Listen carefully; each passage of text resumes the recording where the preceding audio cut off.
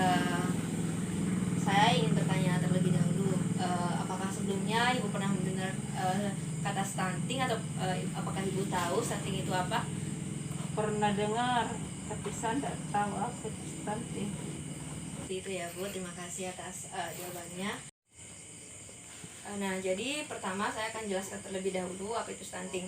Nah, jadi stunting itu merupakan kegagalan pertumbuhan akibat tidak kecukupan nutrisi yang berlangsung mulai dari kehamilan atau dimulai dari anak di dalam janin hingga berusia 24 bulan atau 2 tahun. Nah, jadi apa yang menyebabkan stunting? Nah, stunting ini disebabkan oleh kurangnya asupan gizi pada 1000 hari pertama kehidupan. Jadi yang dimaksud 1000 hari pertama kehidupan itu dimulai dari anak berada di dalam kandungan atau saat si ibu mengandung hingga si anak ini lahir dan berumur 2 tahun. Nah, jadi yang keempat itulah yang kesehatan terbatas. Ini biasa terjadi di daerah terpencil. Di sana mereka kurang tenaga kesehatan sehingga pelayanannya mungkin tidak maksimal. Kemudian yang kelima itu kurangnya akses air bersih dan sanitasi. Nah, kenapa akses air bersih dan sanitasi ini bisa menjadi salah satu penyebab stunting? Karena ini diakibatkan lingkungan yang kotor, air yang kotor ini bisa menyebabkan selera makan rendah, kemudian juga bisa memicu terjadinya penyakit-penyakit seperti diare dan lain-lain yang tentu saja akan mengganggu perkembangan si anak. Karena biasanya anak-anak yang sering terkena penyakit maka akan susah makan atau nafsu makannya menurun sehingga kebutuhan nutrisinya juga akan terganggu atau tidak terpenuhi. Kemudian yang terakhir itu pengetahuan terkait kebutuhan nutrisi pada anak rendah. Nah, untuk pengetahuan terkait kebutuhan nutrisi pada anak rendah ini hampir sama dengan praktik pengasuhan yang kurang baik. Ini bisa diakibatkan karena si ibu kurang pengetahuan atau literasi mereka rendah. Nah, jadi sebelum saya lanjut ke penjelasan tentang bagaimana mencegah stunting, saya ingin bertanya terlebih dahulu kepada Ibu. Jadi Ibu menyebutkan minimal 2 penyebab stunting ini. 2 penyebab stunting yaitu 1 kurangnya asupan gizi pada saat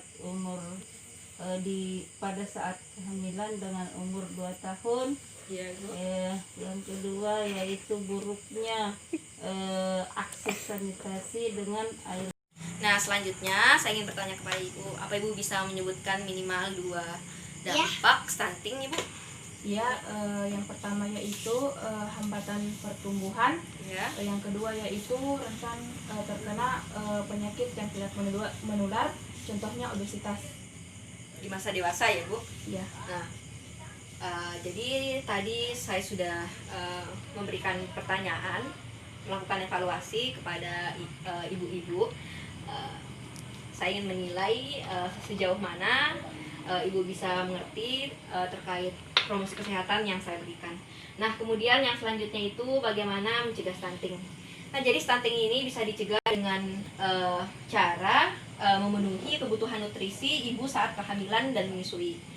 Nah, kemudian yang kedua itu melengkapi pengetahuan mengenai empasi. Nah, empasi itu makanan pendamping ASI. Jadi si ibu itu harus tahu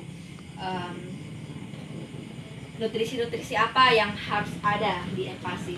Nah, kemudian untuk yang ketiga itu hidup bersih dan sehat.